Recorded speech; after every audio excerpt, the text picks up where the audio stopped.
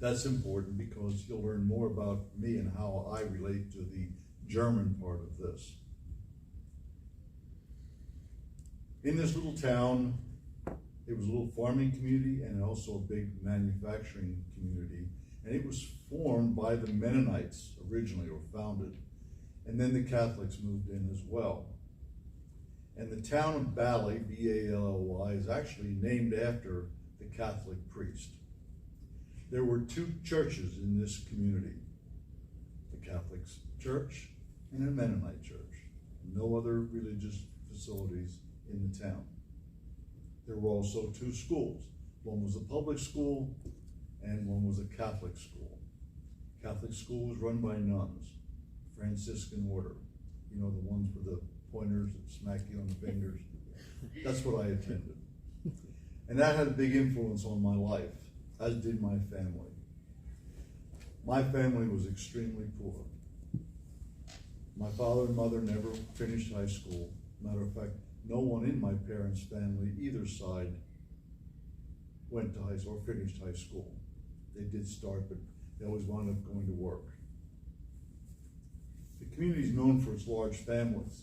The largest family has 18 children in it.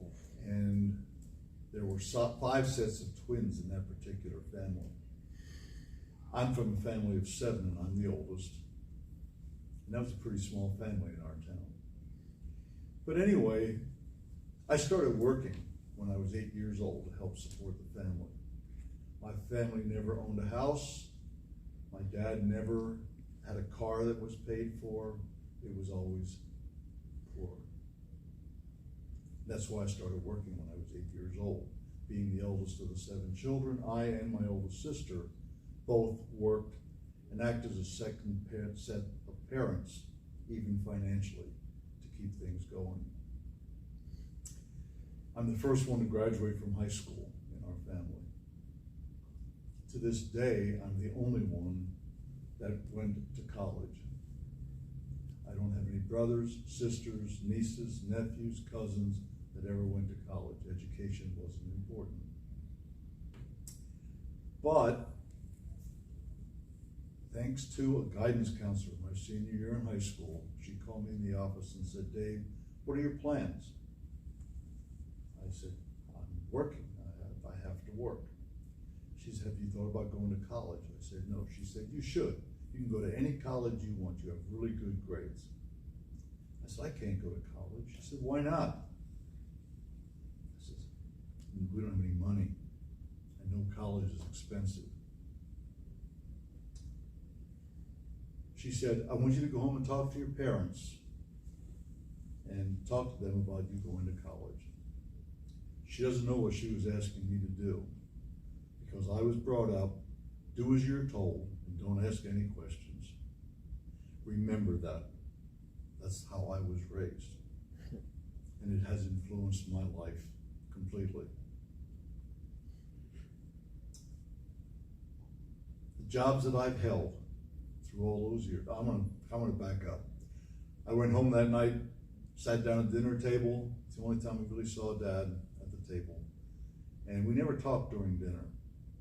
But by the end of the meal, I was shaking in my seat because I had to tell my dad that I was called into the guidance counselor's office that day in school.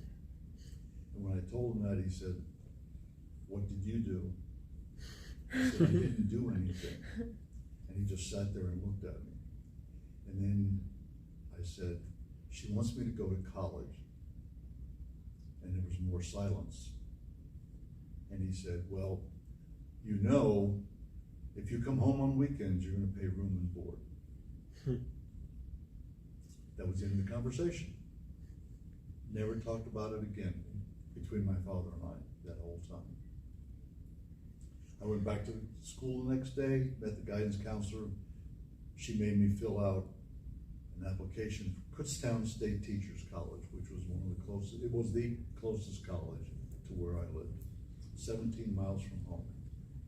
By this time I had full-time jobs working 12-hour or 10-hour, 8-hour shifts in factories, what have you. I was accepted to Kutztown State Teachers College. Oh, and she said, "What do you want to major in?" I said, "What do you mean major in?" I didn't have any idea what she was talking about. about. I wound up applying to Kutztown to become a German teacher. So now you know my connection to the German, okay? I went through college and I worked in a factory 5 days a week, all the way through college. And on weekends, I worked in a farmer's market. On the weekends, I was putting in 12 to 15-hour days, and I worked the second shift in the factory because I went to college during the day. Paid for my way through college. I was fortunate enough to get a scholarship to go to college from the factory where my father worked. They gave out 3 scholarships, one for $1,000 a year, one for $500 a year, and one for $250 a year. I had to go down to the city of Philadelphia to take a test. I'd never been to Philadelphia, and I only lived 45 miles from there. I'd never been anywhere before, except this little town. I won the scholarship for $500. That helped pay for my tuition and books for an entire year. The rest of it I had to pay for myself. A little funny aside, the cafeteria in this campus was family style dining, which I was accustomed to on the farm. The tables held 9 people, and there was one table or one chair at every table was designated as the head of the table. And the food always started with the head of the table and went to the right. And when it ran out, the servers would come out, bring out fresh filled plates with the potatoes and the meats and the vegetables and what have you. And it started at the head of the table and went to the left. I always sat at the head of the table. And I also sat at a table with 8 other girls. I was a chow hound in those days. Anyway, I made it through college and I got a job as a high school teacher. This is, again, just background on me because you're going to have to know why my classifications are the way they are. I'm not here to talk about myself, but I think it's important that you know more about me to understand my business life, because I never thought I'd be in business. Of course, I never thought I'd be a German teacher either. So I got a job in a high school and I taught for 9 years. And I quit teaching because I couldn't make a living, a satisfactory living there. By this time I was married. I have 1 daughter. You'll get parts of my family life as I go along, but my daughter was at my graduation from college. My wife was a nurse. And I love teaching. It's probably the best job I've ever had in my life. And I had the greatest students. I want to say it made me a different man, because I was always the most introverted and bashful person you ever met. I had a hard time talking to anyone. As a matter of fact, in college I had to take a speech class, and my first speech was handwritten on a couple pieces of paper. And I started giving my talk, and the professor actually stopped me and said, "Dave, will you get a book or something and put those papers on there?" She says, "I can't hear you over the shaking of your paper." But I made it through college. Matter of fact, less than half the 1,040 kids in my class made it through, and I did. Just another aside, I've never read a book from cover to cover in my whole life, even to this day. I'm not a reader. I am a worker. So, and I had 1 award as a teacher. In my 7th year, I was selected as one of the outstanding educators in the United States. I didn't get the big award. I got a certificate that said outstanding educator in the United States. But it was very meaningful to me. When I quit teaching, I didn't know that I couldn't use my degree in German for anything else, because all the German companies speak English. So a guy who was in my church owned the Oldsmobile dealership in town. He says, "Come work for me. You can sell cars." So I went and did that for 3 years. I got to work that day, The owner wasn't there. His brother was a sales manager. He was the only one in the office. Matter of fact, he wasn't even there when I got there. There was the service manager and two mechanics in the back. I talked to them for about a half an hour till the sales manager got in. And I was the only salesman. He didn't have any salesmen. His brother did all the sales. It just went on, but I did that for 3 years until 1979, when the first gasoline crisis hit and the Oldsmobile dealership went out of business. That's when I moved to Sarasota, Florida. So now I'm getting to the rotary part, okay? I'm getting close to talking about classifications. When I got down here, I bought a small lawn maintenance business from an 80-year-old gentleman. He had 22 accounts here in Sarasota. Within the first year, I had 95 residential accounts and 13 small commercial accounts. One of those commercial accounts was owned by a gentleman named Bob Romaine, who was a funeral director and owned Romaine Funeral Home. And one day he asked me to come to a Rotary Club meeting here in Sarasota, which was the Rotary Club of Sarasota Sunrise, a breakfast club on Friday mornings. And they asked me to join right away because they had no one in the lawn maintenance business with that classification, which is what this talk is all about.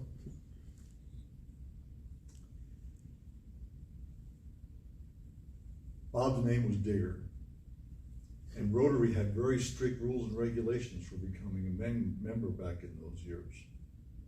They're quite changed now, but then of course the whole world has changed a lot since 1983 when I joined Rotary. And my classification was lawn maintenance. During that time, I had that business for 5 years. 3 years into the business, I had a friend from the Knights of Columbus, the only other organization besides Rotary I've ever been a member of. Having been raised Catholic by the nuns and married a Catholic girl, the whole 9 yards, I quickly ran up through the ranks of the Knights of Columbus. Of course, I was a member in the Knights of Columbus up in Pennsylvania already. So I really enjoyed getting in the Rotary Club. And as you may know, I was president of this club in 89 and 90. And about 2 years later, I changed businesses. Actually, I changed business early, I'm sorry. But I had to change classifications. 5 years I was in the lawn maintenance business. I had a friend who came to me and bought part of my lawn business from me. I bought that lawn business for $20,000. And 3 years he came to me, I sold him a complete setup, larger than the one I bought, for $30,000. And he got equipment, customers, everything. And within a year, I had built that thing right back up to where I had almost 100 residential accounts, and I think I was up to 14 commercial accounts. And then another young couple came into town from Wisconsin. He worked in a brewery up there, and he and his wife wanted to move to Sarasota. And somehow he found out about me and said, I want to buy your lawn business. Now the first one, the part that I sold, I got the $30,000 cash up front. This couple came into town, and it's customary with when you sell businesses in Florida, a lot of times you have to finance the buyers, train them, everything else. They had cash, $75,000 to buy my lawn maintenance business, so I sold it. I got to meet a business broker who was in our Rotary Club at the time, and he said, Dave, he said, you looking for another business? I said, yes. He says, what were you looking for? I said, I don't know. It was like going to college again. I don't know what I want to do. Well, they had a business called Dome It of Sarasota, which was about dome ceilings. There were ceilings that were repositioned in your ceilings, in your kitchens, and your bathrooms, so you could put a ceiling fan in them. They were asking $40,000 for this business. Had one employee and the owner and the wife. But it was a growing business and there was a lot of competition. There were 5 other dome and ceiling companies in Sarasota. I bought it. I had it for 4 years. And at the end of 4 years, I sold it for $200,000. And I had five employees, plus my wife and myself, obviously, because I did all the sales. When I sold it, it was to a young couple from Canada, and they wanted to move to Sarasota because his parents lived down here. Well, they couldn't get in here, needed the visa, or they needed something they could get a visa, and buying my business was the way they could do that. They also had cash. I didn't have to finance it. So now I'm ready looking for another business. But at the time, it was hard to find anything that I fit into. Again, I talked to this business broker, and he did have one that he told me about that he thought I could handle. And it was called Blue Septic. The company still exists here in Sarasota. Can you imagine what Blue Septic's business is? It's cleaning out septic tanks. And in order to run that business and do the business, you had to be able and willing to jump into septic tanks to break up the clogs and what have you. I did not buy that business. But I did finally find one that I bought, and it was stationed down in Englewood. It was a used golf cart business. And as you know, golf carts are a big part of the economy here in this area. Well, I bought the company, and it was supposedly making X number of dollars a year. And after 8 months in the business, I discovered that I had proof that this company was losing that much money a year, not making that much money a year. So I got an attorney. I filed a lawsuit because by this time I knew that I was in over my head for a lot of different reasons. It took 3.5 years to get into, or to get through the legal system, because we had 2 trials, and then after winning the first 2, they had an appeal, and I finally won that one. But during that period of time, I lost everything in that business that I had made in all my previous businesses. So I was literally broke, except for the assets that we had. I had also gotten divorced during the earlier years, so I had a second wife by this time. And within a year after that financial loss in business, I got divorced again for the second time. And I walked away from the whole thing with nothing. I mean, nothing. Oh, I did get the clothes that I had in the closet. So I just went out and started working. I actually took a job in a 7-Eleven store, working from 11 at night to 7 in the morning. When I applied, the manager looked at me and said, "Why are you applying for this job?" He saw my resume. I said, "I need to work." He said, "You realize you have to clean the toilets?" And I said, "Oh, I didn't buy that septic system for this reason." Anyway, I started working at 7-Eleven, and during the day I started working. And there were a couple real estate ladies that I knew, and they asked if I could help them